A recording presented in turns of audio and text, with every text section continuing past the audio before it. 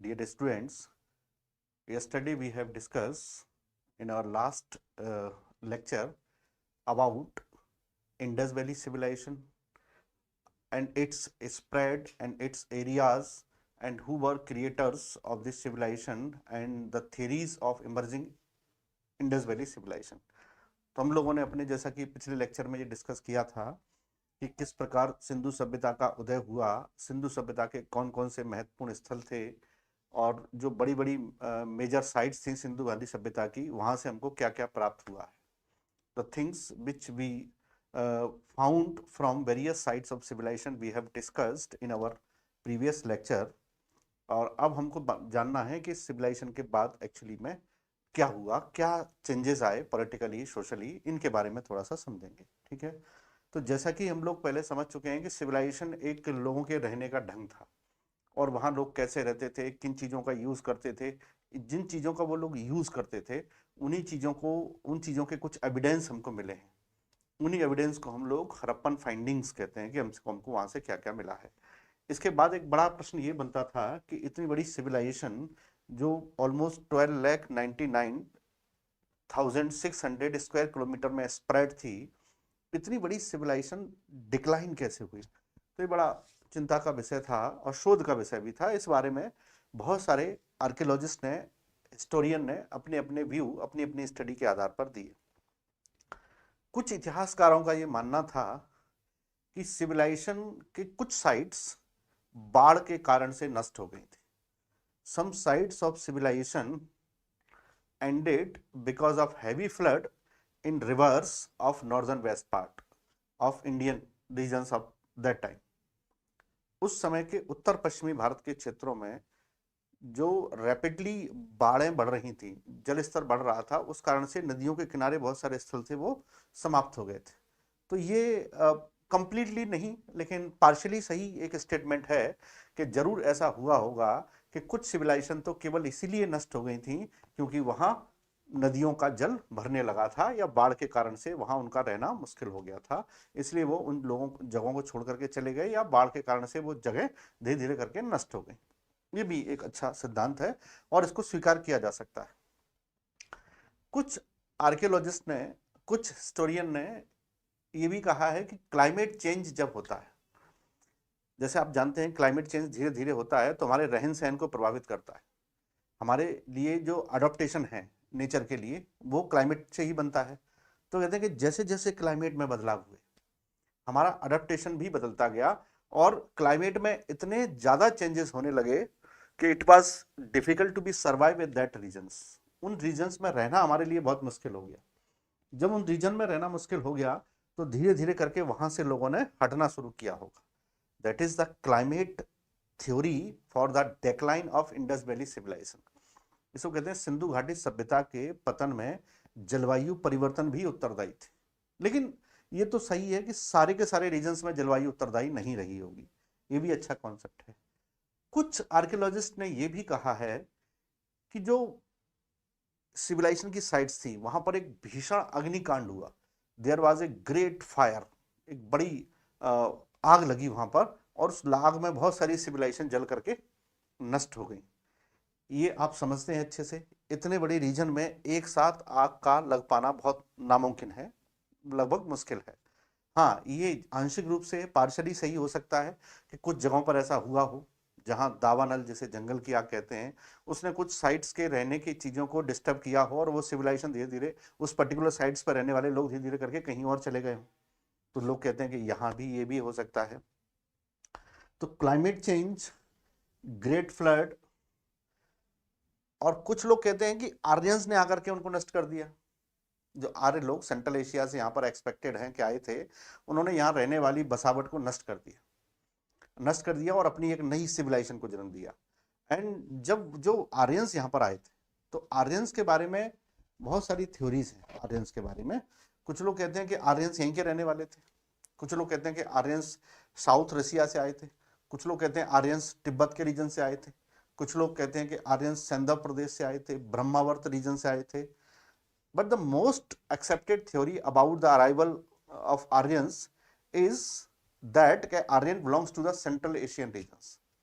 आर्यों का संबंध मध्य एशिया से था, ये सबसे अच्छा और एक्सेप्टेबल थ्योरी है, क्योंकि आर्यों के जो बॉडी फीचर्स थे, उनके जो डीएनए के बारे में जो कयास लगाए गए हैं, वो सेंट्रल एशिया के लोगों से ज्यादा अच्छे से मैच होते हैं। तो ये माना गया कि आर्यों का मूवमेंट सेंट्रल एशिया से यहाँ पर आया था, और सारे आर्य मतलब एक ही ग्रुप में नहीं आए थे, वे बहुत सारे ग्रुप्स में आए थे। हम आगे यहाँ पे समझेंगे क्या क्या हुआ।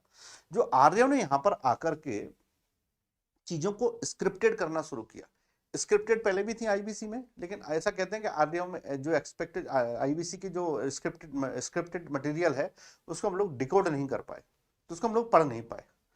इसलिए आर्य ने यहाँ पर आकर के एक नया सिस्टम डेवलप किया, वो सोशली, पॉलिटिकली, इकोनॉमिकली बहुत स्ट्रांग हुआ, और वही स्ट्रांग सिस्टम जो था, वहां पर इमरजेंस ऑफ वैदिक टेक्स्ट हुआ। तो बहुत सारे टेक्स्ट बने, उन टेक्स्टों में सबसे ज्यादा प्रोमिनिएंट थे और इंपॉर्टेंट थे जिनका नाम था वेदा, वेद जिनको हम लोग कहते हैं। तो वेदों का इतना ज्यादा महत्व बढ़ा कि उस पूरे कालखंड को, स्पेशली टाइम स्पैम को, एक नाम दे दिया गया वैदिक पीरियड। एक पर्टिकुलर टाइम स्पैम को क्यों दे दिया गया? क्योंकि ये माना गया कि वहां पर वेदों का बड़ा इन्फ्लुएंस था, इसलिए उसको ये नाम दे दिया गया। समझ गए? चलिए अब हम लोग इसको शुरुआत करते हैं इस लेक्चर की। इसके बाद क्या हुआ? इसके बाद हमको देखने को मिला वैदिक लिटरेचर। जैसे ही वेदों का आगमन हुआ, तो अकेले वेदा ही नहीं थे, वैदिक लिटरेचर में बहुत सारी चीजें थी। और कौन कौन सी चीजें थी, आइए हम लोग उनको समझते हैं। Let's begin. पहला है लिटरेरी वैदिक लिस्ट ऑफ वैदिक टेक्स्ट, वैदिक साहित्य की सूची जो हमको स्टडी करनी है अपने एग्जाम के लिए। तो वैदिक साहित्य में जो सबसे महत्वपूर्ण था वो था वेद। ठीक है, अगर हम वेदों की बात करेंगे तो वेदों की संख्या हमको प्राप्त होती है 4। 4 संख्या प्राप्त होती है, जिसमें ऋग्वेद, सामवेद, यजुर्वेद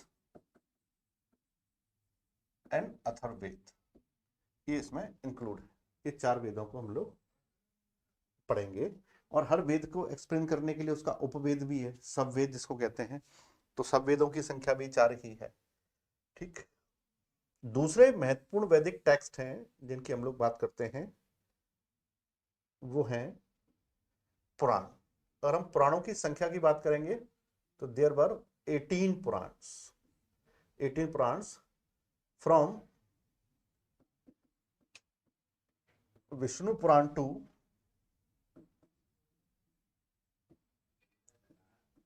ब्रह्मांड पुराण। विष्णु पुराण से लेकर के ब्रह्मांड पुराण तक 18 पुराण हैं जिनको हम लोग समझेंगे। ठीक है, ये भी वैदिक टेक्स्ट है। अनदर वैदिक टेक्स्ट वर उपनिषद। उपनिषदों की संख्या थी 108। ठीक है, इनको भी हम लोग समझेंगे, इनके फीचर्स को। तो वेद कितने थे? 4, पुराण कितने थे? 18, और उपनिषद कितने थे? 108। ब्राह्मण ग्रंथ की बात करेंगे तो ब्राह्मण ग्रंथों में अलग अलग वेदों को समझाने के लिए बहुत सारे ब्राह्मण ग्रंथ लिखे गए। दो देयर वर सो मेनी ब्राह्मण ग्रंथ, हालांकि वहां पर ब्राह्मण ग्रंथों की संख्या बहुत ज्यादा थी, लेकिन फिर भी ब्राह्मण ग्रंथों की संख्या इतनी होने के बावजूद भी कुछ ही ब्राह्मण ग्रंथ बहुत प्रोमिनेंट थे जिनका संबंध अलग अलग वेदों से बनाया गया। ठीक है, तो हम देखेंगे कि ऋग्वेद से संबंधित 2 ब्राह्मण ग्रंथ हैं, सामवेद से संबंधित 3 ब्राह्मण ग्रंथ हैं, यजुर्वेद से संबंधित 2 ब्राह्मण ग्रंथ हैं, और अथर्ववेद से संबंधित 1 ब्राह्मण ग्रंथ है। 1 ब्राह्मण ग्रंथ है, तो हमारे पास 6 ब्राह्मण ग्रंथ हमको प्राप्त हो जाते हैं ना। 4 वेद हैं तो लगभग 8 ब्राह्मण ग्रंथ हमको प्राप्त हो जाएंगे, एवरेजन 2-2 ब्राह्मण ग्रंथ सब में है। ठीक है, चलिए, तो ये अलग अलग वेदों में अलग अलग है। ऋग्वेद के लिए 2, सामवेद के लिए 3, यजुर्वेद के लिए 2, और अथर्ववेद के लिए 1। 2, 5, 7, 1, 8, तो टोटल 8 ब्राह्मण ग्रंथ हैं जिनको हमको डिस्कस करना है कि इसमें क्या क्या लिखा हुआ है। अब आते हैं एपिक। एपिक का मतलब होता है महाकाव्य, और महाकाव्य इसको प्रबंध काव्य भी कहते हैं। प्रबंध काव्य, ये हमारे पास 2 ही हैं जिनको हमको डिस्कस करना है, रामायण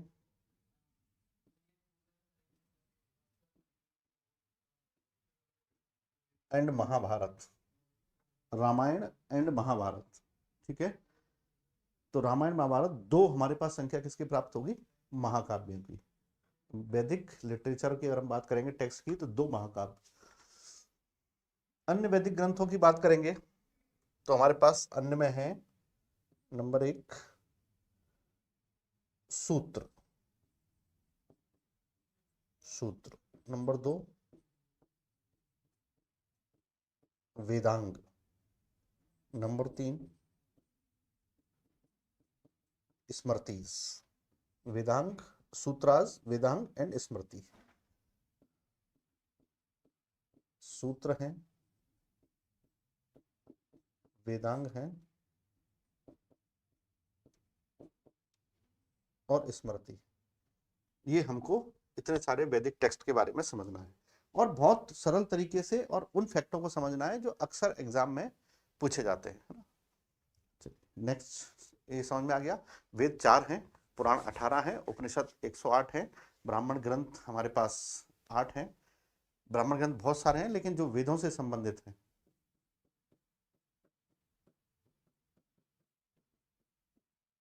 वेदों से संबंधित उनकी संख्या हमारे पास केवल इतनी ही है। इसके बाद है महाकाव्य। महाकाव्य 2 हैं, रामायण और Mahabharata. The Ramayana, the Mahabharata. And अन्य ग्रंथ की बात करेंगे तो हमारे पास सूत्र भी पढ़ने हैं हमको, वेदांग भी पढ़ने हैं और स्मृतियों के बारे में भी पढ़ना है। इतनी सारी चीजों को हमको समझना है। चलिए शुरू करते हैं। पहले वेद से ही है, वेद बड़े हैं तो सबसे पहले वेदों से ही हम लोग उसको प्रारंभ करते हैं।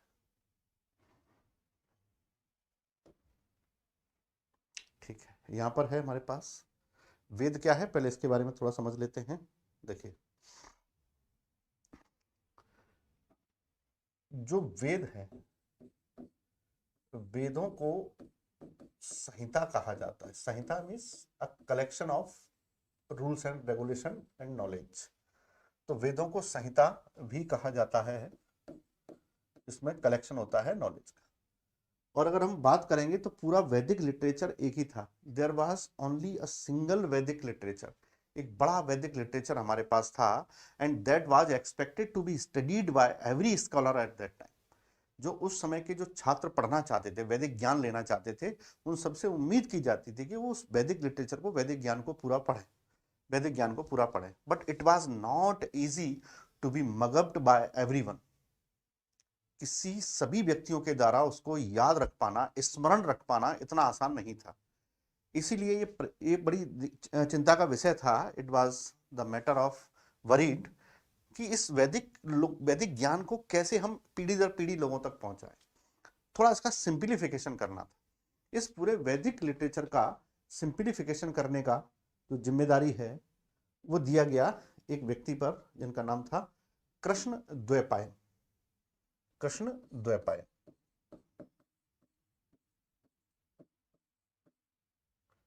कृष्ण द्वैपायन।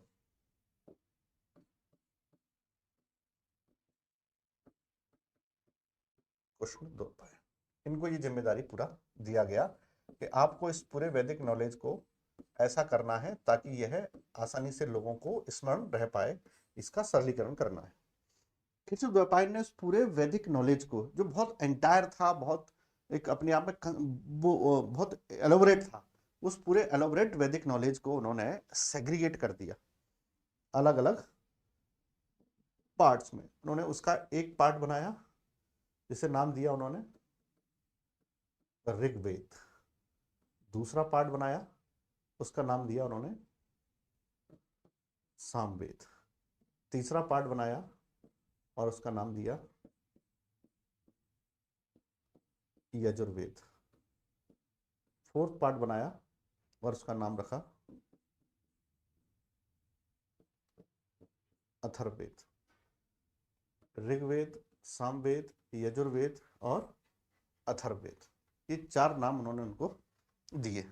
अब पूरा वेद है, जो एक होता था वेद, अब वो है 4 हिस्सों में डिवाइड हो गया है। इस पूरी प्रोसेस को अगर मैं संस्कृत में कहूं तो कहते हैं विन्यास करना। विन्यास करना, और किसका विन्यास हुआ है? वेदों का। तो वेदों का विन्यास करने वाले कौन है? कृष्ण द्वैपायन है। और इसीलिए कृष्ण द्वैपायन को टाइटल मिला वेद व्यास। उन्हीं को हम लोग किस नाम से जानते हैं? वेद व्यास के नाम से। Mr. Krishna Dwapaya, the famous saint Krishna Dwapaya, is also known as Ved Vyas because of his act in which he made the segregation of entire Vedic knowledge into 4 different Vedas. Krishna Dvaipayan संत को, ऋषि को वेद व्यास की संज्ञा दी जाती है क्योंकि उन्होंने पूरे समग्र कलेक्टिव वैदिक नॉलेज को 4 छोटे छोटे वेदों में डिवाइड कर दिया। अब डिवाइड करने के पीछे सब्जेक्ट मैटर भी डिवाइड हुए होंगे, किस में क्या है, किस में क्या है। एक ही सब्जेक्ट मैटर पर आधारित 2 वेद नहीं हो सकते थे, तो उन्होंने उसको सब्जेक्ट मैटर के हिसाब से डिवाइड किया है कि किस वेद का क्या सब्जेक्ट मैटर है। तो यहां आप समझ पाए कि how did 4 Vedas came in existence. तो आपको समझ में आया कि 4 वेद अस्तित्व में कैसे आए। तो चारों वेदों के अस्तित्व में आने की कहानी क्या है कि एंटायर वैदिक नॉलेज को सेग्रीगेट कर दिया गया, किसके द्वारा? कृष्ण द्वैपायन के द्वारा, 4 अलग अलग वेदों में, और उनको नाम दिया गया ऋग्वेद, सामवेद, यजुर्वेद, अथर्ववेद को ये नाम दे दिया गया। ठीक है, ये कृष्ण द्वैपायन के बारे में जाना जाता है कि इसको कहते हैं सिंप्लीफिकेशन ऑफ वेदास, वैदिक नॉलेज। उन्होंने वैदिक नॉलेज का सिंप्लीफिकेशन कर दिया, यहां से हमको 4 वेद प्राप्त हुए। अब हर वेद को क्रिएटर के रूप में उसमें सब्जेक्ट मैटर जोड़े गए, उसमें बहुत सारे रूल्स एंड रेगुलेशंस, वैल्यूज जोड़े गए, इसलिए उन वेदों में बहुत सारे लोगों ने अपने अपने कंट्रीब्यूशन दिए, इसलिए उनको क्रिएटर के, उनके क्रिएटर, कंपाइलर अलग अलग लोगों को जाना जाता है। ठीक है ना, अलग अलग वेदों के कंपाइलर और क्रिएटर अलग अलग लोगों को जाना जाता है। सारे सब वेदों के क्रिएटर कृष्ण द्वैपायन नहीं है, उन्होंने नॉलेज को सेग्रीगेट किया है, नॉलेज को सेग्रीगेट किया है। ठीक है, चलिए समझते हैं। अब हमारे पास जैसे ही कृष्ण द्वैपायन ने इसको डिवाइड किया तो हमारे पास ये 4 वेद प्राप्त हो गए। पहला है ऋग्वेद, ये हमको मिल गया। दूसरा मिल गया सामवेद, और तीसरा मिल गया यजुर्वेद, और चौथा मिल गया अथर्ववेद।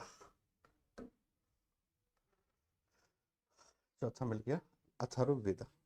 ठीक है, तो ये हमको 4 वेद मिल गए।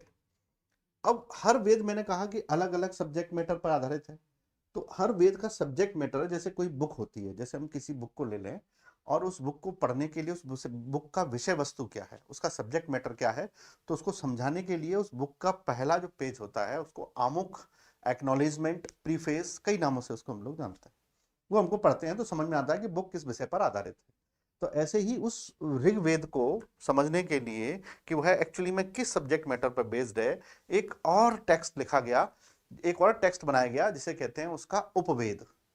Another text was developed to decode the matters and values defined in Rigveda was called Savveda of Rigved called Ayurveda। तो ऋग्वेद के उपवेद के रूप में किसका जन्म हुआ? सामवेद, उपवेद के रूप में जन्म हुआ आयुर्वेद का।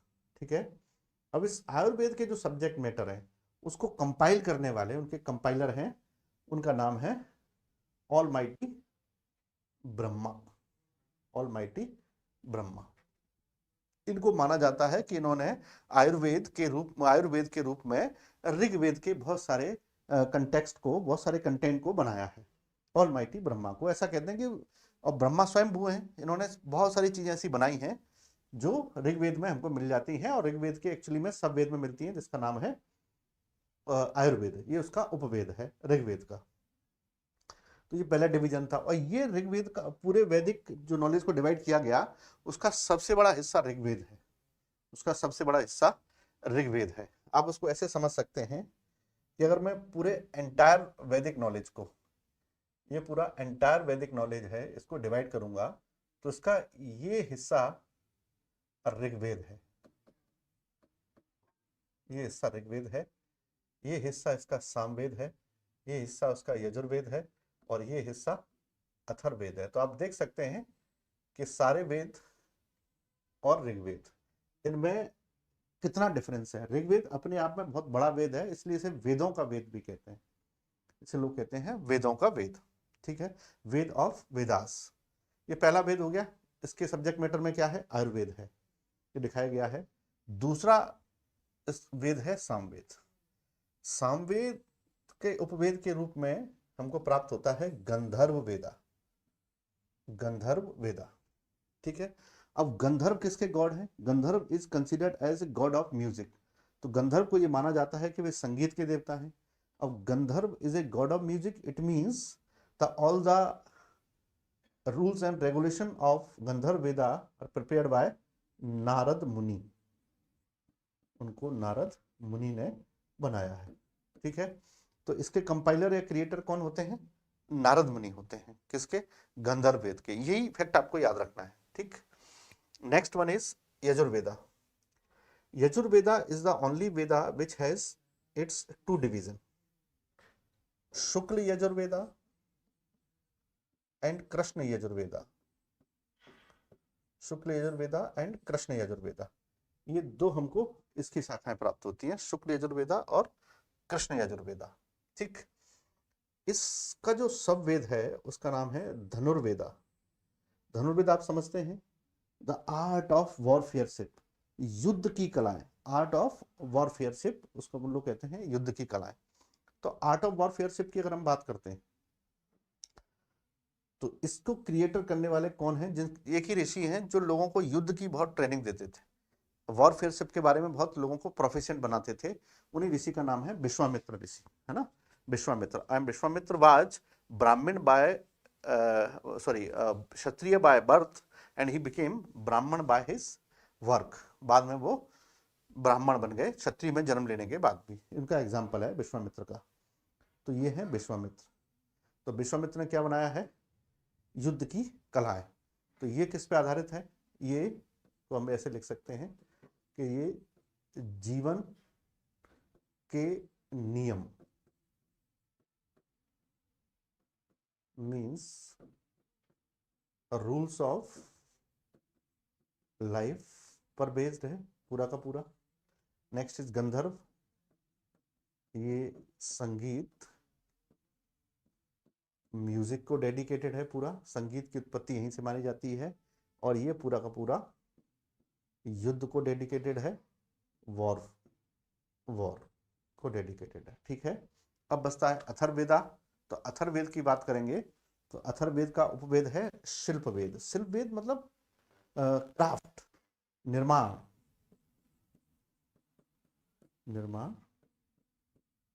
क्राफ्ट। ये जो निर्माण और क्राफ्ट है वो किसका है? आर्किटेक्चर का, बिल्डिंग्स का। और आप जानते हैं निर्माता किसको माना जाता है सृष्टि के, इन भौतिक सृष्टि के निर्माता के रूप में? विश्वकर्मा जी को।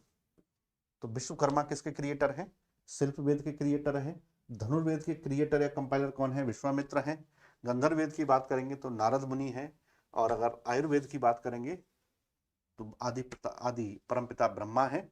तो हमको पता होना चाहिए कि who was the division of Vedas and it's सब वेदास एंड इट्स क्रिएटर्स, और उनके क्रिएटर्स को क्या क्या कहा जाता है। यहाँ एक फैक्ट आपको और समझना है कि हर वेद में कुछ ना कुछ मंत्र और ऋचाएं होती हैं। तो अगर हम ऋग्वेद की बात करेंगे तो ऋग्वेद के मंत्रों को जो गाते हैं, ऋग्वेद के मंत्रों को जो गाते हैं उनको कहा जाता है होत्र, HOTRI। उनको होत्र कहा जाता है जो ऋग्वेद के मंत्रों को गाते हैं। सामवेद के मंत्रों को जो गाते हैं उनको उद्गाता कहा जाता है। ये सामवेद के मंत्रों को गाने वाले हैं। यजुर्वेद के जो मंत्रों को गाते हैं उनको अधर्व्यू कहा जाता है। ठीक है, और अथर्ववेद के मंत्रों को गाने वाले ब्राह्मण जन कहलाते हैं। ब्राह्मण जन कहलाते हैं। तो आपको यहां पर ये 4 फैक्ट याद रखने हैं कि ऋग्वेद, उसका उपवेद, उसको क्रिएटर, उसको बनाने वाले, और ऋग्वेद को गाने वाले। ठीक, सामवेद का उपवेद, सामवेद के उपवेद को बनाने वाले और उस सामवेद के मंत्रों को गाने वाले। यजुर्वेद के उपवेद को बनाने वाले और उसके मंत्रों को गाने वाले। अथर्ववेद के मंत्रों को गाने वाले और अथर्ववेद के उपवेद को। इन सब फैक्ट को आपको याद रखना है। यहाँ एक चीज और याद रखनी है कि मैंने यहाँ पर लिखा है आयुर्वेद। तो आयुर्वेद मैंने यहाँ लिखा है कि आयुर्वेद यहाँ पे लिखा हुआ है, लेकिन अगर मैं कहूँ आयुर्विज्ञान, तो आयुर्विज्ञान इसका पार्ट है। आयुर्विज्ञान जो मेडिकल साइंस है वो इसका पार्ट है, आयुर्वेद उसका पार्ट है, आयुर्विज्ञान इसका पार्ट है। जीवन रक्षक के रूप में चिकित्सा प्रणाली की अगर मैं बात करूंगा तो हमको ये वाला प्राप्त होगा, ये वाला प्राप्त नहीं होगा।